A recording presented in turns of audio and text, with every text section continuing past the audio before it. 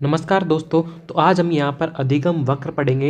Learning curve मतलब कि अधिगम वक्र होता क्या है। तो सबसे पहले देखिए अधिगम वक्र, हम जो अधिगम का अर्थ हम जान चुके हैं पिछली वीडियो में। इससे पहले की वीडियो में अधिगम का अर्थ जान चुके हैं, अधिगम की परिभाषा जान चुके हैं। तो वहाँ पर आप देख लीजिए उस वीडियो को अगर आपने अभी तक नहीं देखा है तो अब देखते हैं अधिगम वक्र के बारे में जानते हैं, कर्व ऑफ लर्निंग के बारे में। देखिए जब हम अधिगम करते हैं हम सीखते हैं, और जब हम सीखते हैं तो हमारा अधिगम होता है। और जब हम सीखते हैं तो जो भी चीज़ हमने सीखी है उसको एक रेखा, मतलब कि किस तरीके से हमने जो इसको सीखा है इस तरीके से ग्राफ के रूप में दर्शाना ही, मतलब कि हमारी कमी, मात्रा, क्षमता, उसको जो है ग्राफ के रूप में दर्शाना ही अधिगम वक्र कहते हैं। वक्र का मतलब उसको ग्राफ के रूप में दर्शाना होता है। देखिए जब अधिगम की मात्रा, प्रभाव, क्षमता आदि को किसी माध्यम ग्राफ आरेख से प्रदर्शित किया जाता है, जैसे कि इस तरीके से ग्राफ इस तरीके से होता है, ऊपर नीचे किस तरीके से भी जैसा हम सीखते हैं उसी के अनुसार ग्राफ बनता है, और वो होता है अधिगम वक्र होता है। क्या होता है वो? अधिगम वक्र होता है। और इसमें अधिगम की गति जो होती है, सीखने की गति कभी अधिकतम हो सकती है, कभी न्यूनतम भी हो सकती है, और कभी जो है एक एवरेज हो सकती है, कभी बिल्कुल जीरो भी हो सकती है नीचे तक। ठीक है, अब पढ़ते हैं हम अधिगम वक्र के प्रकार। तो पहला प्रकार है इसका सरल रेखीय वक्र, मतलब स्ट्रेट लाइन कर्व। अब देखिए स्ट्रेट लाइन कर्व होता क्या है, जैसा कि यहाँ पे नीचे डायग्राम में दिखा गया है कि इसमें जो है ग्राफ जो है एक सीधी रेखा के रूप में बनता है, जो कि यहाँ पर इस तरीके से दिखाया है। अब इस सीधी रेखा का मतलब क्या है कि जैसे कोई स्टूडेंट है, कोई स्टूडेंट डेली जो है वो 5 घंटे पढ़ता है। कोई स्टूडेंट जो है वो डेली 5 घंटे पढ़ता है। अब वो डेली 5 घंटे पढ़े प्रतिदिन, चाहे कैसी भी परिस्थिति हो, वो अगर डेली 5 घंटे ही पढ़ता रहे तब जा कर के ये सीधी रेखा का कर्व बनेगा इस तरीके का। अब आप जानते हैं कि कोई भी परिस्थिति आ सकती है हमें, तो हम डेली जो है एक टाइम पाबंद नहीं कर सकते कि हम डेली 5 घंटे ही पढ़ेंगे। अगर आप डेली 5 घंटे पढ़ लेते हैं तो हमारा कुछ इस तरीके का कर्व बनेगा, एक बिल्कुल सीधी रेखा का। और ये एक सीधी रेखा का कर्व बनता है जो कि हमें बिल्कुल सफलता की ओर ले जाता है। लेकिन ऐसा कर्व जो है वो कभी भी नहीं बन सकता है, ये सिर्फ एक इमेजिनेशन कर्व है। क्योंकि कर्व ये इस तरीके का नहीं बनता, क्योंकि हर कोई प्राणी होता है जिसके जीवन में कभी ना कभी ऐसी परिस्थिति आती है कि वो लगातार मान लीजिए 2 महीने 4 महीने तक पढ़ा, सीधी रेखा कर्व बना, लेकिन एक दिन ऐसी ऐसी परिस्थिति आती है कि जो कर्व है, लर्निंग कर्व, वो नीचे गिर जाता है। उस दिन कर्व के मतलब कि जो अधिगम की गति हो जाती है उस दिन जीरो आ जाती है, या फिर जो है कम हो जाती है थोड़ी बहुत। तो जैसे ही कम हुई, कर्व सीधी रेखा से जो है नीचे आ जाता है और कर्व सीधी रेखा का नहीं रहता।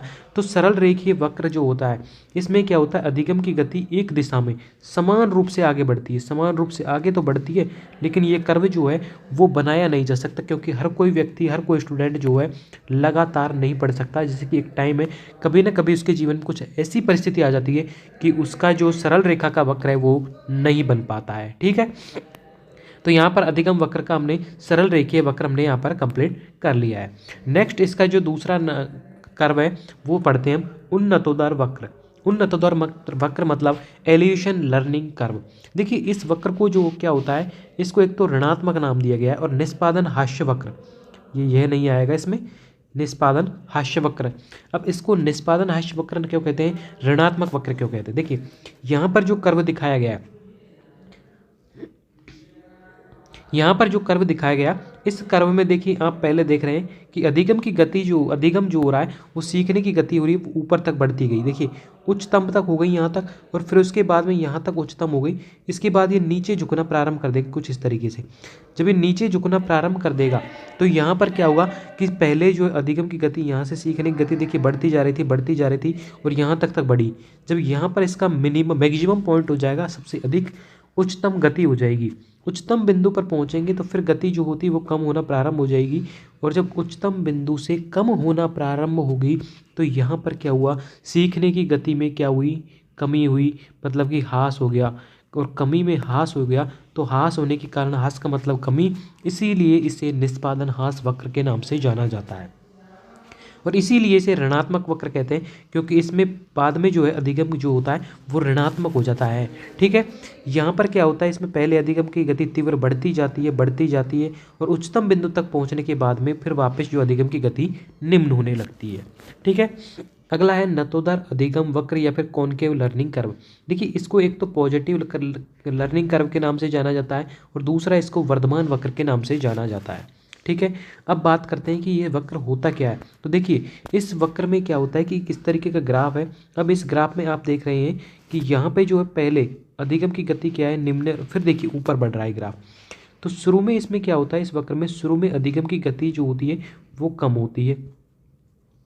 पहले सीखने की गति क्या होती है, कम, और फिर धीरे धीरे हम सीखते जाते हैं, सीखते जाते हैं, सीखते जाते हैं, और अधिगम की गति जो है फिर उसके बाद में हो जाती है तीव्र। तो ये क्या होता है कि जो अभी हमने पढ़ा था उन्नतोदर वक्र, उसका जो है अपोजिट होता है। मतलब कि उसमें तो क्या था, उन्नतोदर वक्र में तो कुछ इस तरीके का ग्राफ था कि पहले बढ़ी और फिर कम हो गई, लेकिन इस वक्र में पहले कम से अधिकतम होती जाती है।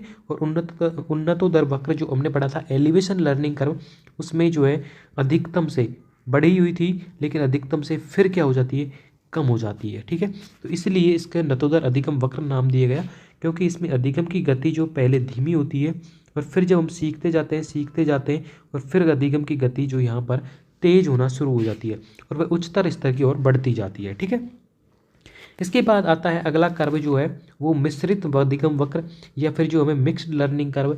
इसका जो अलग अलग नाम है, इसको एक तो जिगजैग, जिगजैग जैसे आपने देखा होगा बाइक नहीं चलाते जिगजैग, रोड पे कभी इधर घुमाते, कभी इधर, कभी इधर, कभी इधर, तो इसको बोलते हैं जिगजैग। तो इसकी भी ग्राफ जो है ये मिश्रित अधिगम वक्र है, ये भी कुछ इस तरीके से बनता है, इस अधिगम में वक्र कुछ इस तरीके का बनता है zigzag. Terraced line curve, terraced line curve मतलब कि कुछ इस तरीके से, जैसे कि एस शेप होती है ना, एस शेप है, इस तरीके से जो ग्राफ बनता है इसका, इस तरीके से एस टेरेस्ड लाइन शेप।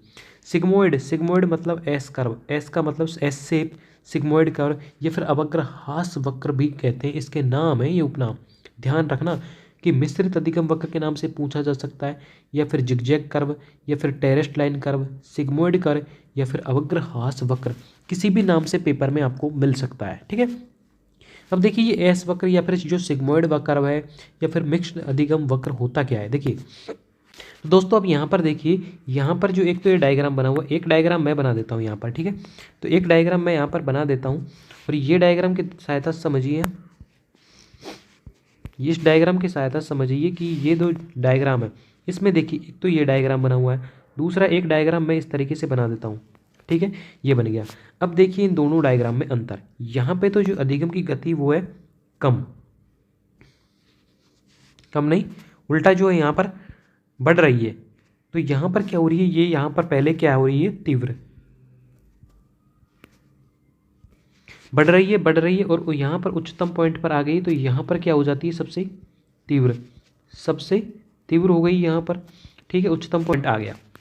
इसके बाद यहाँ पर जो अधिगम की गति है वो फिर क्या हो गई, कम हो गई, और कम हो गई, इसके बाद यहाँ पर फिर से बढ़ने लग गई।